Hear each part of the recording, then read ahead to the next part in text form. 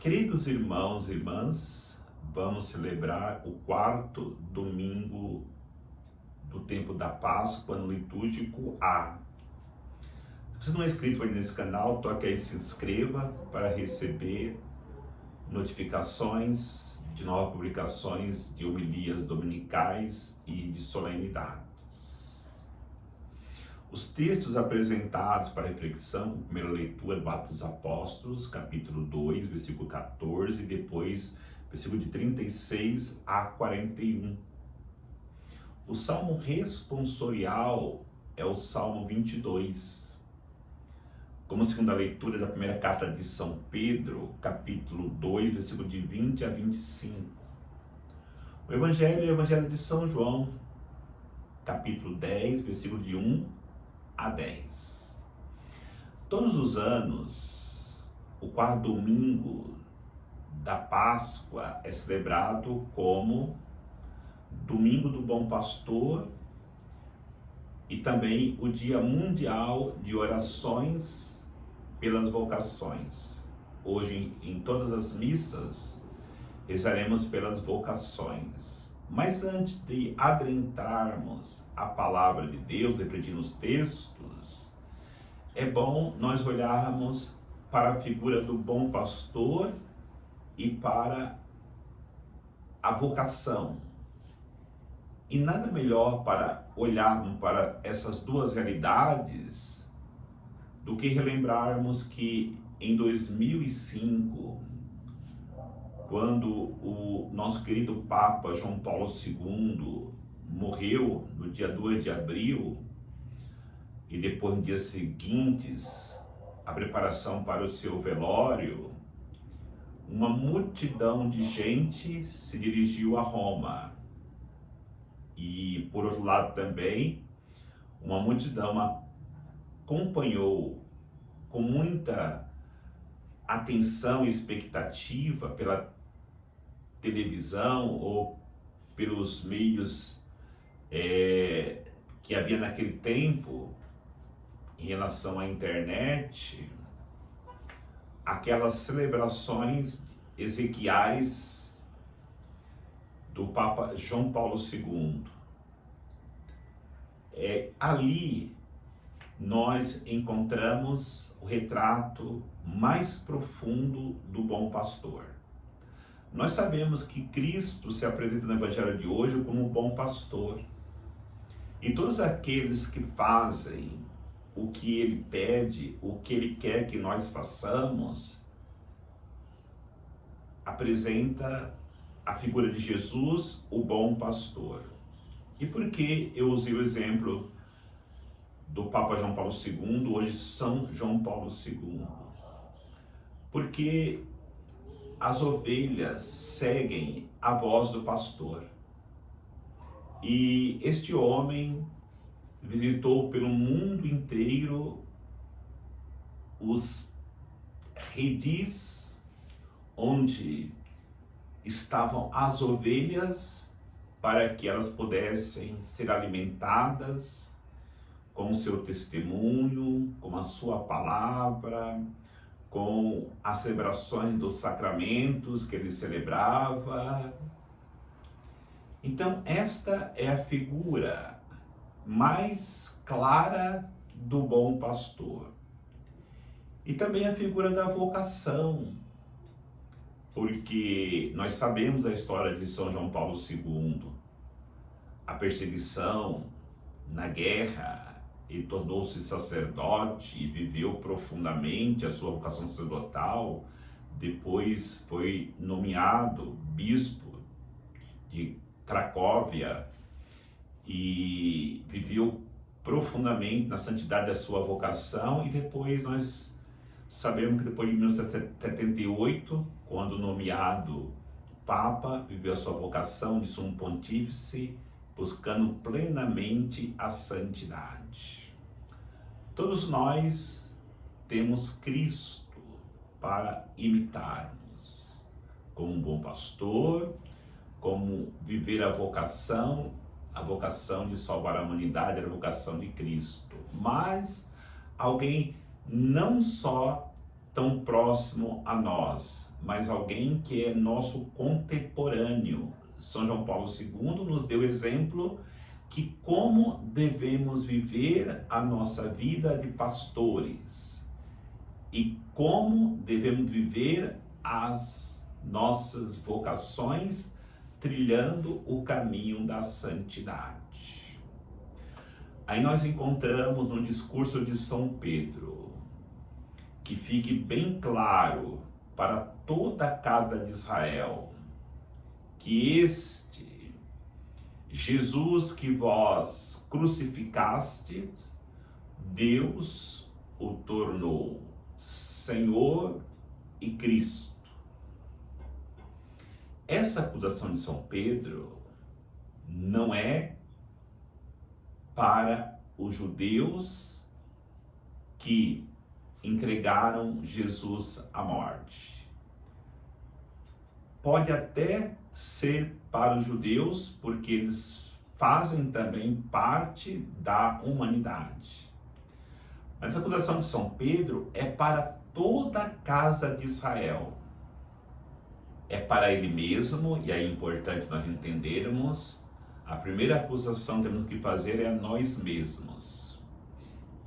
Sim, era para os judeus, era para os romanos e eram para todos aqueles que pecaram. Porque Jesus foi crucificado por causa dos nossos pecados, para que nós pudéssemos experimentarmos a salvação nele. E aí, quando Pedro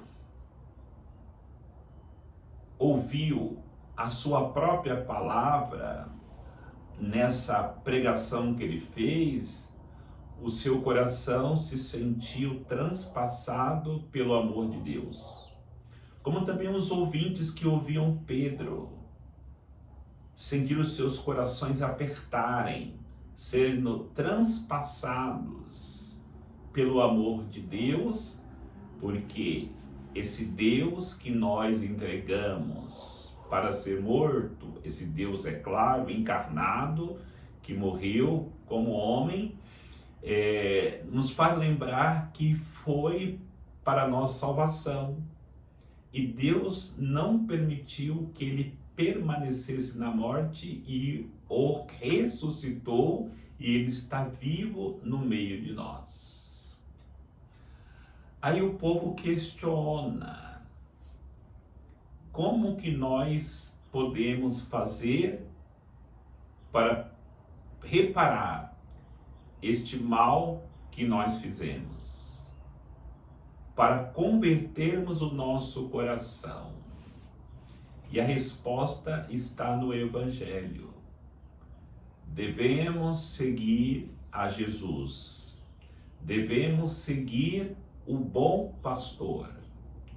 E quando nós seguimos o bom pastor, ele vai oferecer para nós alimentos sadios que nos alimentarão, e esses alimentos farão com que nós queiramos cada vez mais permanecer no redil do bom pastor. Aquilo que eu dizia, São João Paulo II visitou as suas ovelhas no mundo inteiro. Em cada redil que ele passava, ele dava o alimento para as ovelhas, que as fortalecia, e percebia que ali de fato estava um bom pastor que se preocupava com as suas ovelhas. E quando esse bom pastor morre, e é claro, nós sabemos que a vida desse bom pastor, São João Paulo II, foi um entregar-se pelas ovelhas. E até quando estava debilitado, ele continuou com a sua preocupação com as suas ovelhas. Diante desta realidade, nós devemos fazer em todos os ambientes que nós estivermos presentes, um verdadeiro redil, onde Jesus ali se torna o bom pastor. Na nossa família deve ser um redil. No nosso trabalho deve ser um redil. No quarteirão onde moramos deve ser ali um redil. A igreja deve ser um redil. E no momento que nós estamos como ovelhas, nos colocando nas mãos do bom pastor Jesus, ele vai sempre estar presente, olhando para todas as nossas necessidades. E quando nós estivermos procurando a ele, ele vai sempre se apresentar preocupado com o que nós estamos precisando para nos fornecer aquilo que vai nos saciar com o seu amor e com a sua graça. Foi assim com Maria Madalena, que havia saído de noite, quando ainda era escuro, estava sozinha. O bom pastor ressuscitado apareceu para ela e, diante do seu choro, o bom pastor consola o coração de Maria. Como consola o coração de cada ovelha em qualquer parte do mundo que está triste pelas situações vividas, dificuldade em suas vidas. Esse mesmo bom pastor apareceu, depois de ressuscitado, a Pedro e vai dizer para Pedro: Pedro, tu me amas, apacenta as minhas ovelhas. Tu me amas, apacenta as minhas ovelhas. Deus queria, na pessoa de Jesus Cristo citado, o bom pastor, reanimar Pedro diante da queda que ele tinha, porque no momento que Pedro, ele nega Jesus por 3 vezes, o seu coração ficou profundamente ferido. E é isto que Deus faz conosco.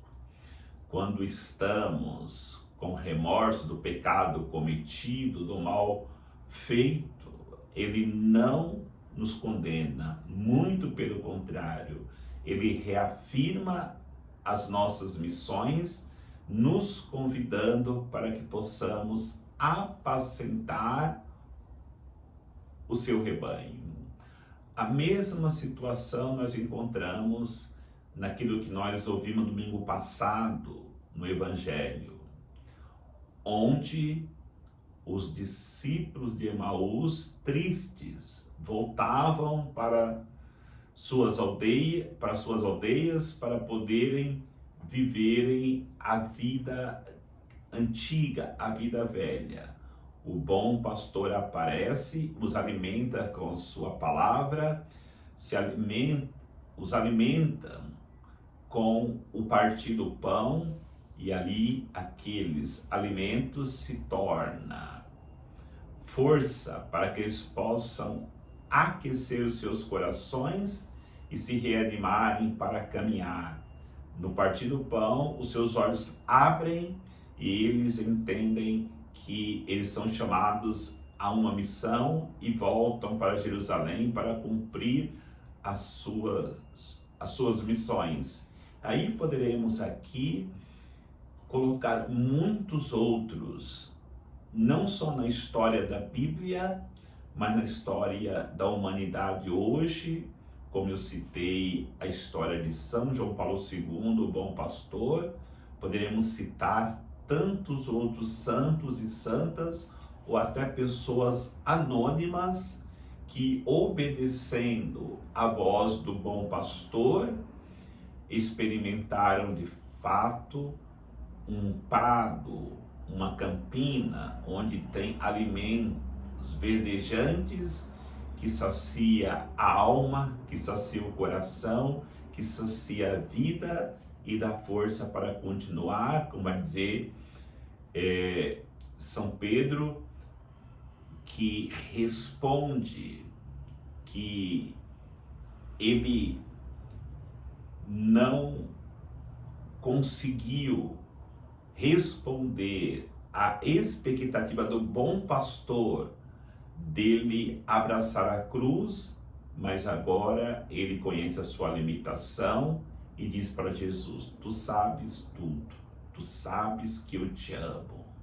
E no momento que nós reconhecemos a nossa debilidade como ovelhas frágeis e não agimos como lobos, mas nos colocamos nas mãos de Deus para que Ele seja a nossa defesa, nós sairemos vitoriosos, como saiu São Pedro, se tornando esse grande pastor que hoje, na figura de Papa Francisco, conduziu a igreja e hoje conduz através desse nosso querido Papa Francisco, nos direcionando para o bom pastor que cuida das suas ovelhas e, consequentemente, nos direciona aos prados eternos que é o céu. Que o Senhor nos abençoe, em nome do Pai, do Filho e do Espírito Santo. Amém.